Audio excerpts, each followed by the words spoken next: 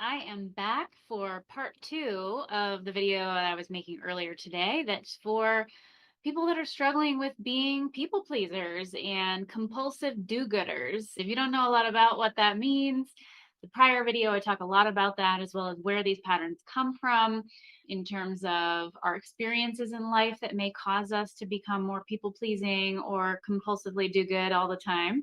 But in this video, I want to talk about how do we actually rewire these patterns in the brain so they stop playing out inside of us, right? Many people have tried to white knuckle it, so to speak, or just willpower their way out of these patterns only to find that they're acting them out again and again and again, and they just can't seem to interrupt the pattern. So this is going to teach you how that actually works and how you can do it successfully. At Wired for Wellness, we are aware of all the coping strategies out there for helping people to get out of these types of habits, and we think they're worth doing. That being said, we also think it's more effective to rewire the subconscious programming that causes the urge to please other people compulsively above yourself.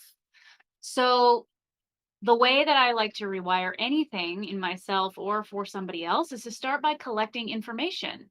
Make a mental note of which people pleasing or goodist tendencies you have that play out regularly, right?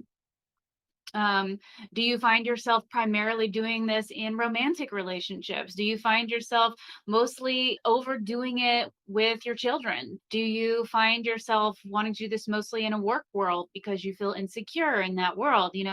Everybody's patterning is going to play out a little bit differently and sometimes in certain contexts more than others. So look into that in yourself, do a little journaling and try to make a mental note of all those ways it plays out for you.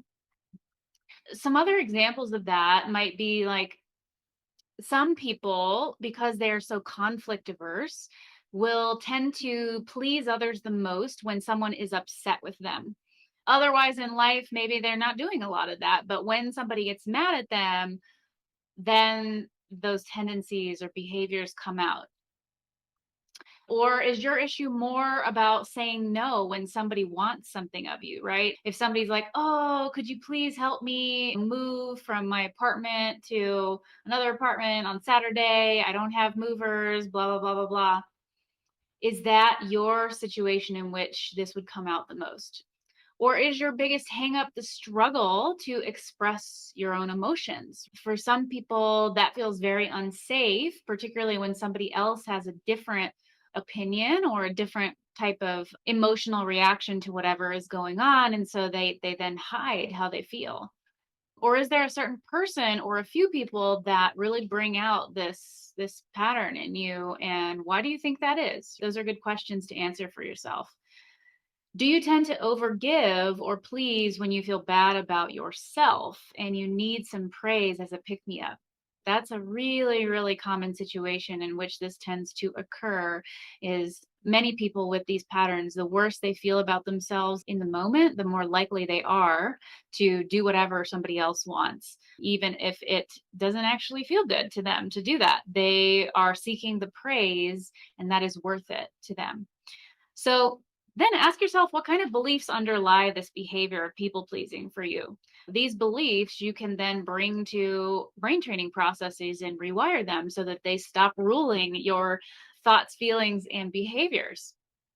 So some examples of beliefs that may go along with or underlie people pleasing or compulsive do-gooding tendencies are, other people won't like me if I don't always do what they want, and that will lead me to be alone. For some people, being alone is so terrifying, and not being liked is so terrifying that it will cause them to do almost anything to make people like them. And that's probably not the healthiest situation.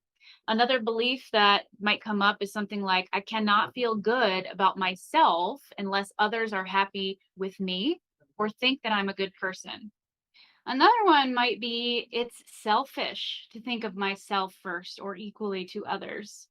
And that's a really good one to challenge because, of course, if you consider yourself selfish for thinking of yourself at all, then that's never going to happen, right? Because for most of us, it's painful to think of ourselves as being selfish. So things along those lines, things that would fuel you to continuously people please or do good as much as you can. So then you may want to ask yourself what experiences have instigated this for you or fed this pattern within you. That may be experiences from childhood, watching your parents interact with other people or what they taught you directly about interacting with other people and prioritizing other people's needs versus your own. And it may have been reinforced in situations later in life as so look for those too. Finally, what emotions and sensations come up for you when you think about doing some of these things that sort of go against the people pleaser pattern? Number one, saying no. What happens inside you in terms of your emotions and your body sensations when you think about saying no in a situation where you would not normally say no or where you would have a hard time saying no? Those are the situations in particular where you want to check that. Number two, what happens for you when you are trying to set boundaries? And you particularly want to check that too in the situations where it's hardest for you to set boundaries, and then see what happens inside you. Number three, expressing your true opinions or feelings with someone who does not share them. Check and see what comes up inside you when you imagine doing that. Another one might be someone's getting upset with you when you didn't do anything wrong. What happens in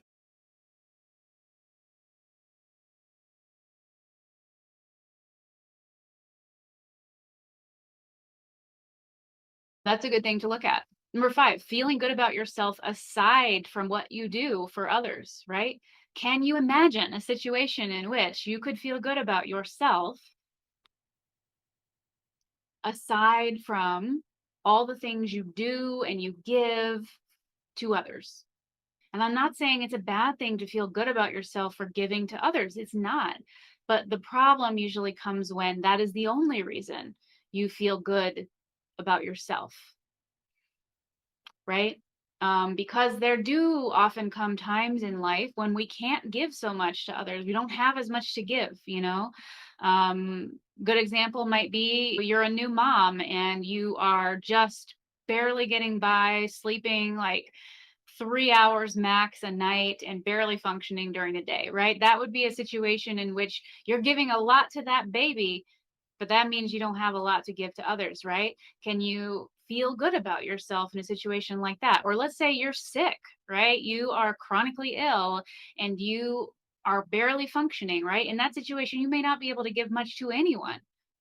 And is that okay? Is it okay to feel good about yourself even in those times in life? So think about or imagine that scenario and see if you could feel good about that, or see if you have some really uncomfortable sensations or emotions come up when you imagine that. So those are the kinds of prep work I would do. But let's address now, what is the actual goal of working on these patterns of people pleasing or compulsively doing good all the time at your own expense? Obviously, it's not to become totally self-centered, somebody that never thinks about others and never tries to do good things in the world. Of course, it's not that. We're going for a healthy balance here, like everything in life. We need to be able to say no easily when we don't want to do something and there's no need for us to do it. What if we actually helped when we wanted to help? And I would argue that this will come naturally with people and causes that we really care about, right? As an example, let's say your sister wants you to watch her kids for 3 days so she can take a vacation, but you're exhausted from work and watching three kids would totally tank your health. Plus, she actually does have the money for a nanny or a babysitter. That might be a good time to say no, right? But if somebody's having an emergency, is in the hospital, has nowhere else to turn, and it's a very meaningful relationship to you, this would be a great time to say yes. And you're likely to want to if you truly care about this person. And as long as they're not in a crisis all the time and only ever lean on you for help, then I still think this would be a good time to say yes. As an example, I had a friend who was pregnant and was interested in me being at her birth. And I knew, first time mom, the baby's probably going to come in the middle of the night, as they tend to do. and the labor is probably going to be long, right? Could be more than a day, and so I typically do not sacrifice my sleep for anything because I have learned the hard way how important sleep is. But even so, this person was so important to me that I was like, oh, yeah, 100%. If you want me there, I will be there. I'll be there for 36 hours if I need to be, I'll nap on the couch if possible, because it was just very meaningful to me to be a support for this person. So I imagine that there are a lot of things like that for you in life where it would be an easy yes. What if those are the kinds of things you said yes to and you actually said no when it just wasn't a fit, when it just wasn't right for you? Number two, we need to be able to express how we feel when it's important, even if the other person is not going to love it, right? As an example, if something your partner does on a regular basis hurts you, it's important to feel that you're able to express that and work towards a resolution together. If you don't like your partner's taste in clothing, is that really that important to express? Is it worth hurting them over that something that trivial? Yeah, you'll probably survive keeping that to yourself, right? So here's this balancing act again that is so important.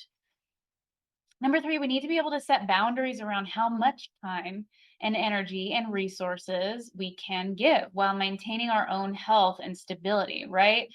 My whole background is in health. I'm all about health. So, all these things that I talk about, they do relate to your health, and this pattern is absolutely no different. So, we need to strike that balancing act so that our health doesn't decline as a result of how much we're doing.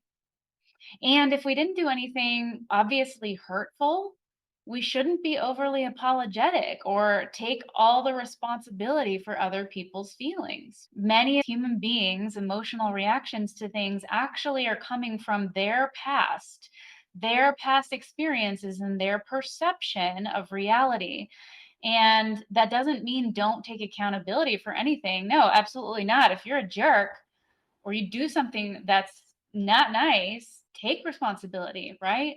And absolutely, this is not a free pass to not listen or care about other people's feelings.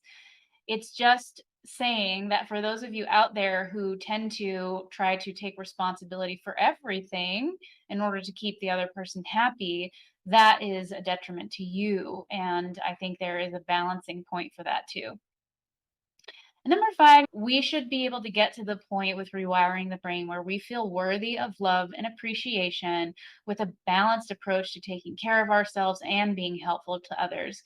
I do not think your sense of self worth should be entirely based on how much you are helping people right now.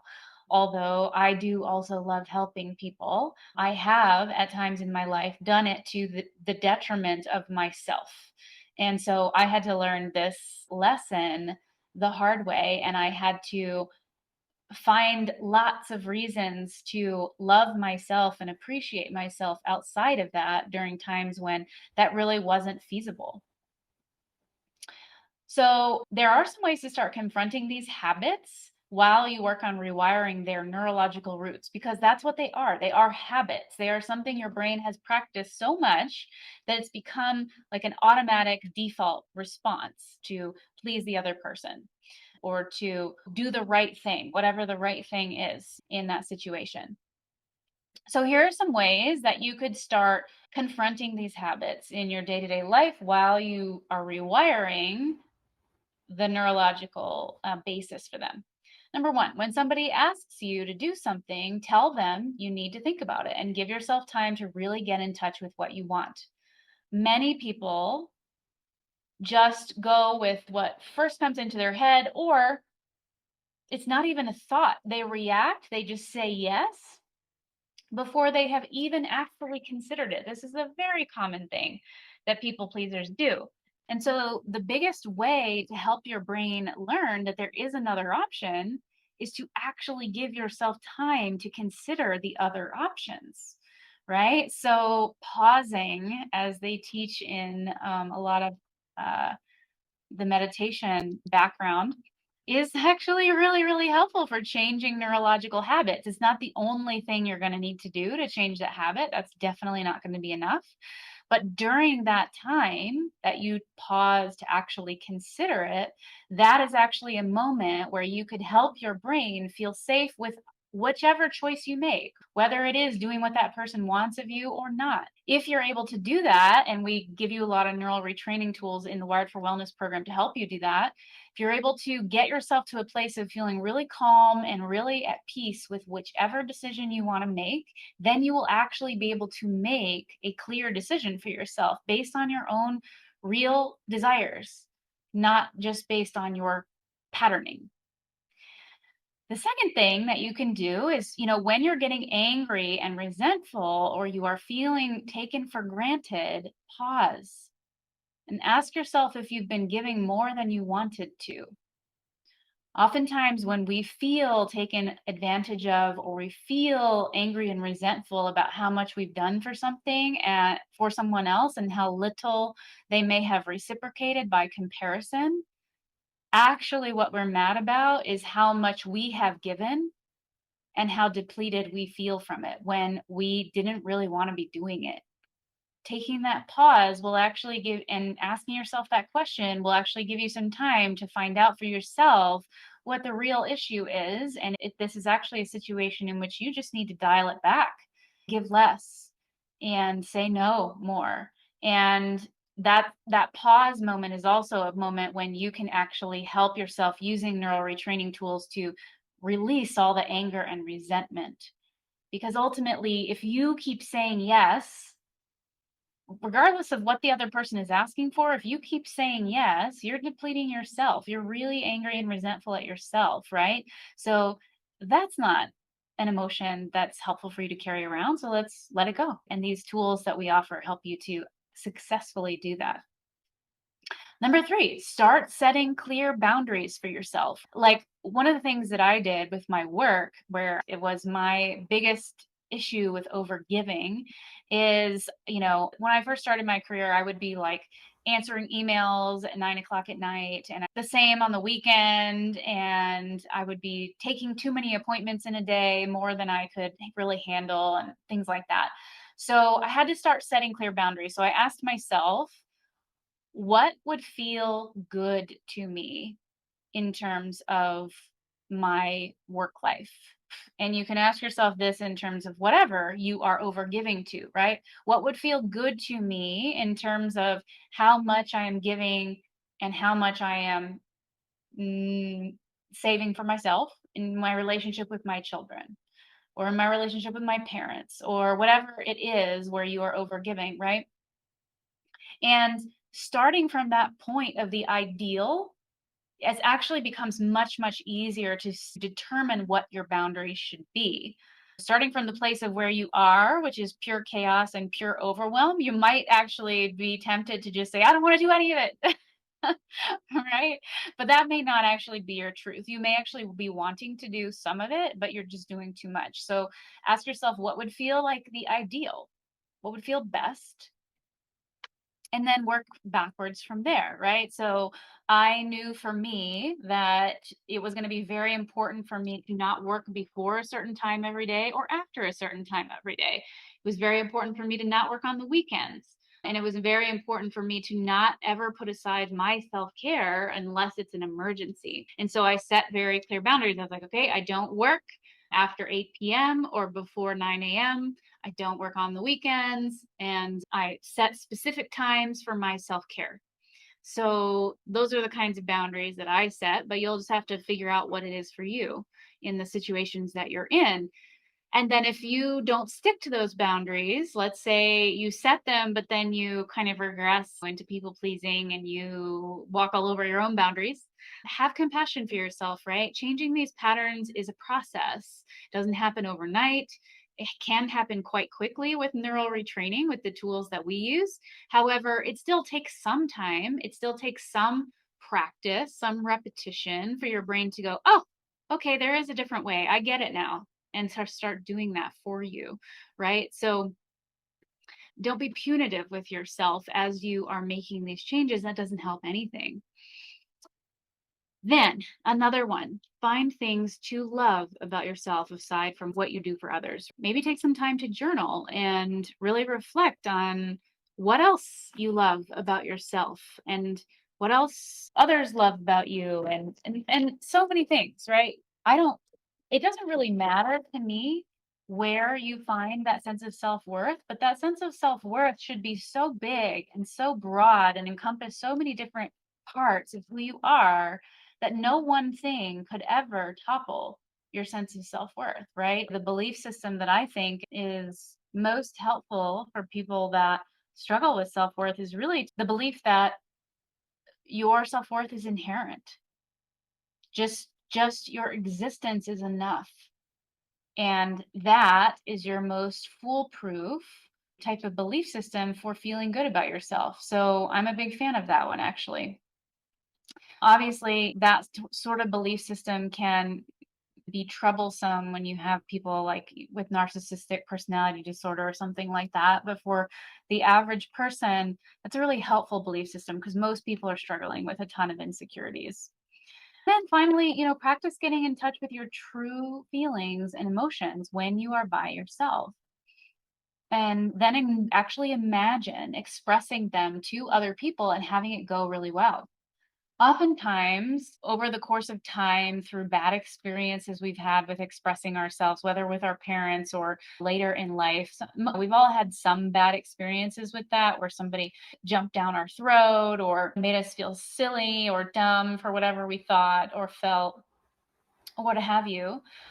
But that doesn't mean that all interactions are like that. And I don't think that we should let that shut down our expression of our true, opinions and feelings. And so when you actually practice getting to know what your feelings are, obviously they become easier to express.